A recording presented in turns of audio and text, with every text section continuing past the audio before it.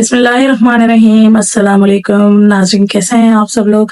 आप देख रहे हैं मेरा यूट्यूब चैनल और मैं हूं आपकी होस्ट गुल। नाज़रीन, आज हम बात करेंगे सूरह नूर की आयत नंबर 40 की रोशनी में समंदर की तह में डूबने वाली टाइटैनिक और टाइटन आबदोज़ के बारे में। शहजादा दाऊद, जैसा कि आपको पता है कि पाकिस्तान के मशहूर मारूफ बिजनेसमैन थे और उनका भी जो है इंतकाल वो टाइटन आबदोज़ में टाइटैनिक को देखने के तजुर्बे के दौरान हुआ।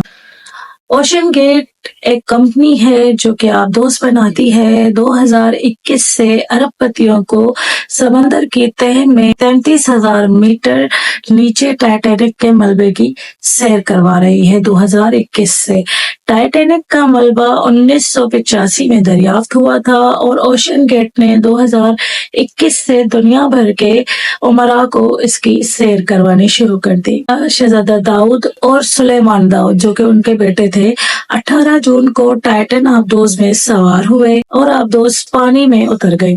1 घंटा 45 मिनट वो आबदोज़ कंट्रोल में रही और उसका जो राब्ता है वो भी कंट्रोल रूम से रहा।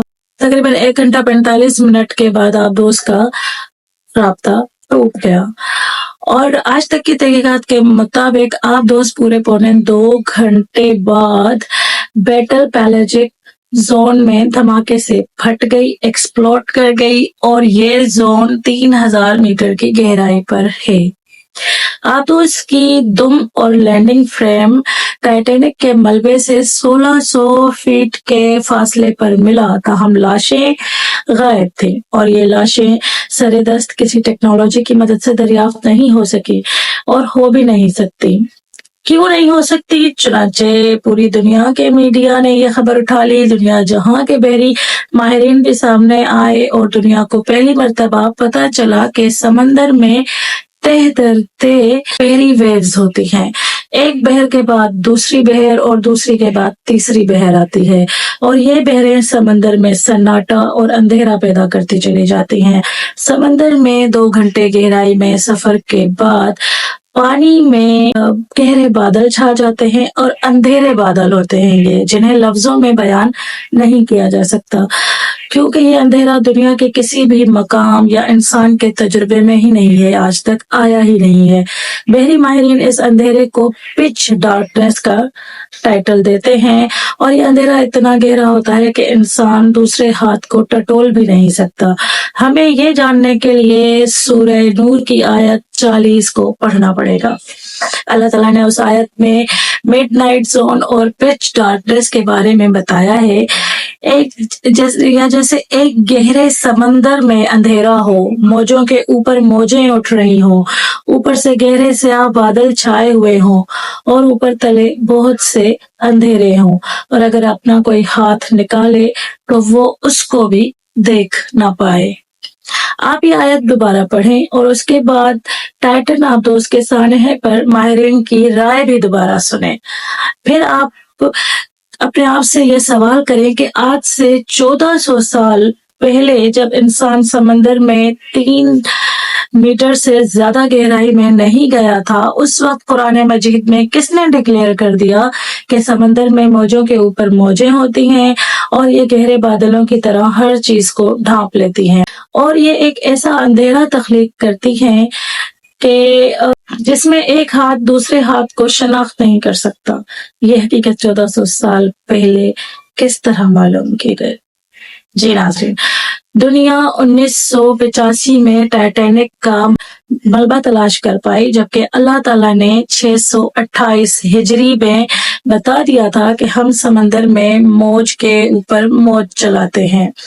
ये मौजें गहरे बादल जैसी होती हैं, काले बादल जैसी होती हैं और ये एक ऐसी पिच डार्कनेस तख्लीक करती हैं जिसमें बीनाई तक जवाब दे जाती है और टाइटन इसी पिच डार्कनेस में कहीं गुम हुई या तबाह हुई। क्या ये महज इत्तफाक था?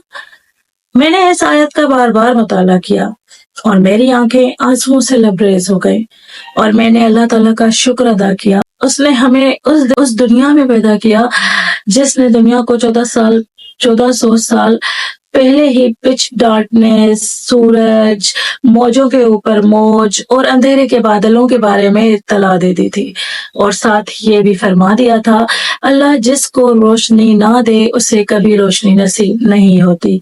और मुझे साथ ही ये भी महसूस हुआ कि अल्लाह ताला ने शायद दुनिया को अपनी आयात की तरफ मतवज्जा करने के लिए टाइटैनिक और टाइटन आबदोज को डुबोया, ताकि लोगों तक उसका ये पैगाम वाज़ेह तौर पर पहुंच सके।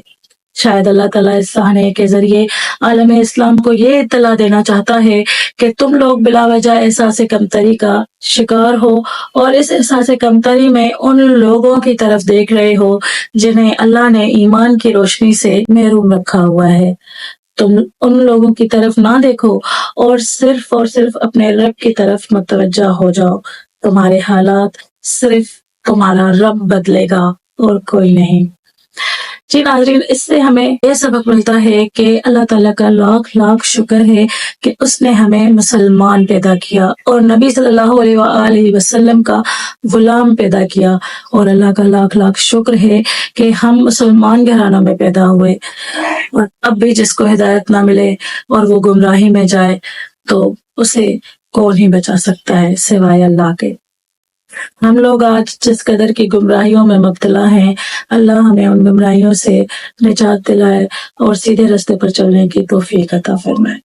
मुझे अपनी दुआओं में याद रखिएगा नाज़रीन, और आप सब लोगों के लिए भी मेरी तरफ से बहुत सारी नेक दुआएं, नेक तमन्नाएं। जहाँ रहें खुश रहें, आबाद रहें। मुझे इजाजत दीजिएगा, अगले प्रोग्राम में आपसे मुलाकात होगी। अल्लाह हाफिज।